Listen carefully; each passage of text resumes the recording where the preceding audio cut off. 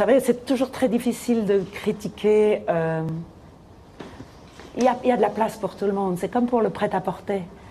C'est plutôt les spectateurs qui doivent se définir.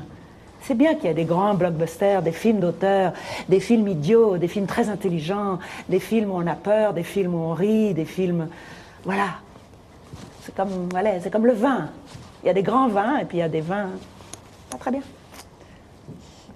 Eu queria aproveitar justamente esse tema, que é assim, a França, para a gente aqui no Brasil, é uma referência de política cinematográfica, justamente por essa questão assim, do espaço do cinema feito no seu próprio país, disponível para o público. Queria saber se você participa de alguma forma da política cinematográfica francesa e como você enxerga essa invasão dos blockbusters americanos, ocupando praticamente 99% du mercado du cinéma mondial. Ça, c'est une question politique. Je pense que ce sont les gouvernements des pays qui sont fautifs. Parce que le gouvernement français, depuis longtemps, a eu une politique magnifique, une politique culturelle, qui a aidé le cinéma, qui a aidé les créateurs, qui a fait du cinéma un vrai acte artistique, pour les aider dans leur pays. Et après, il y avait eu toute cette organisation qu'avait gérée Toscan du Plantier, qui s'appelait Unifrance Film, et qui permettait aux Français de prendre des avions et de venir comme des marchands de tapis avec leurs films. Mais ça, c'est des questions de désir et de pensée politique au niveau gouvernemental. Quand une politique gouvernementale ne prévoit rien dans le budget du ministère de la Culture, alors ils peuvent venir pleurer en disant « Ah, il n'y a que des films américains ». C'est de leur faute. Il faut protéger, il faut donner aux créateurs de son pays cette possibilité de créer, d'exporter. De la même façon que, bon, nous on exporte le camembert et Coco Chanel, mais on a exporté aussi les films. Mais ça, je remercie, j'ai toujours une sorte de gratitude et de reconnaissance à la politique française, mais qui date depuis longtemps. Vous vous rappelez comment les Américains nous ont détestés pour l'exception culturelle. Toute la politique de Jack Lang qui a protégé ce cinéma. C'est une question, voilà. Quand on peut parler de politique, où je disais, moi je m'en fous de la politique parce que j'étais une égoïste, pas ça. Parce que je trouve ça, c'est toujours... quand un gouvernement ne s'intéresse pas à sa culture, c'est un retour vers l'obscurantisme. Só mais uma pergunta nesse sentido. Assim, eu soube que recentemente também o governo francês adotou o cinema como currículo escolar e que agora os alunos eles têm o seu caderno de português, de matemática e o seu caderno de cinema. Se você acompanhou esse movimento e se você enxerga qual a função do cinema, não só como entretenimento, mas como educação ou como política, como uma postura política. C'est très fort, vous savez. Moi, je peux vous parler que de moi. Mais souvent, j'ai dit que c'était le cinéma et la littérature et la poésie et la peinture qui m'avaient donné une morale. Parce que monsieur le curé, il peut monter en chair. Monsieur le dictateur, il peut monter sur sa tribune. Mais c'est du vent. Alors que tout ce qui vous touche émotionnellement vous forme une morale. Vous décidez très jeune de quel camp vous voulez faire partie.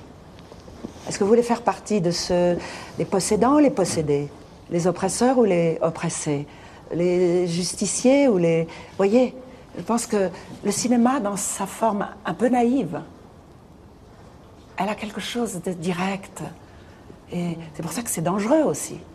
Parce que le cinéma pourrait... Il faut faire attention. Mais que le cinéma a quelque chose de... Comme tout ce qui est artistique, ça touche d'une façon comme un poison violent et qui vous change. Beaucoup plus que des manuels de comment être un bon citoyen. Nós sempre ficamos muito felizes com essa coisa aguerrida do cinema francês, né, dos franceses protegerem muito o seu cinema. E um bom cinema que a gente sempre recebeu aqui. Infelizmente, no Brasil, nosso mercado ainda é muito pequeno. Quando a gente tem uma safra muito boa de filmes brasileiros, nós chegamos aqui ao máximo de 20 de ocupação. Já chegamos a ter, mas num ano de exceção, nós chegamos a 23%. 23%. Mas na média desses anos todos, nós temos ficado em 10% do nosso mercado apenas. Isso é muito pouco. Uma triste realidade. Eu gostaria de saber quanto que está hoje. Você tem noção de quanto de mercado o cinema francês ocupa? E como é que vocês se protegem dos blockbusters americanos? Il ne faut pas penser en termes de se protéger contre, parce que c'est toujours fragile et peureux. Il faut produire, il faut créer, et que dans la diversité de la création, il y a quelque chose de fort. Il ne faut pas arrêter, il ne faut pas fermer les robinets. Il ne faut pas dire, il faut se protéger devant les grands trucs américains. C'est une question de commerce. Mais moi, j'ai toujours été peut-être une incurable optimiste, mais je pense toujours qu'on n'arrête pas la création. Et que peut-être, justement, plus il y aura de blockbusters américains stupides et creux, et puis tout d'un coup, il y aura une lassitude. Parce que n'oubliez pas que le cinéma américain, c'est leur première industrie.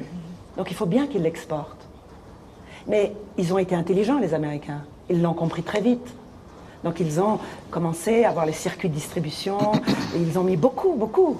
Et nous, je ne sais pas, je ne peux pas parler de la politique brésilienne, mais en France, on pensait que c'était quelque chose de, voilà, comme d'intellectuel qui se faisait plaisir. Non.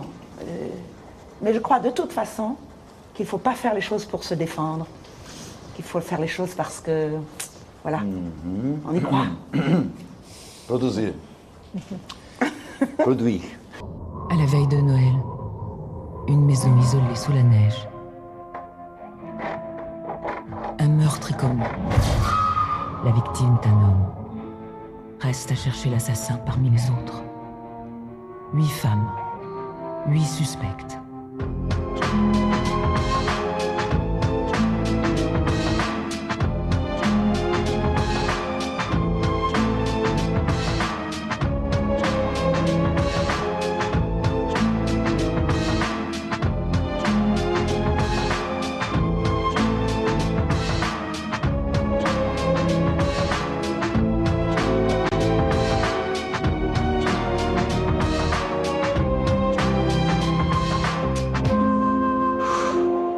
Bom, já estamos de volta com o Roda Viva, que hoje recebe a atriz e diretora francesa Fanny Ardant.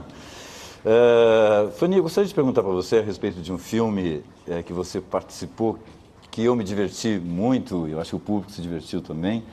É um filme do François Ozon, 8 Femmes, 8 Mulheres, que tinha atrizes extraordinárias, você, Catherine Deneuve, Isabelle Huppert, Emmanuelle Béart. Meu Deus, era uma constelação assim, de grandes atrizes francesas.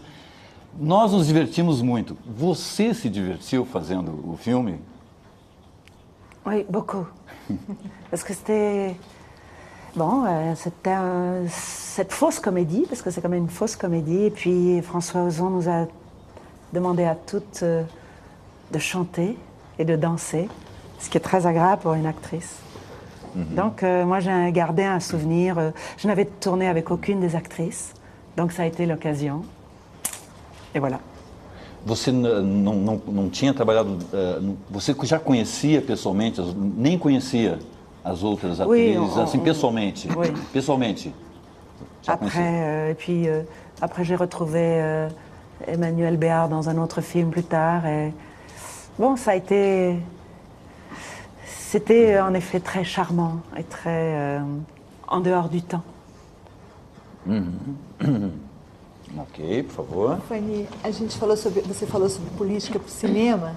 O teatro, por suas características, demanda muito, né, essa política cultural para ele. Mas eu vi que você fez o Jean-Luc Lagarce, o Music Hall, foi uma peça que você trabalhou como atriz. Eu gostaria, é um autor contemporâneo que já está muito traduzido, já foi encenado no Brasil, mas aqui no Brasil, se o teatro é feito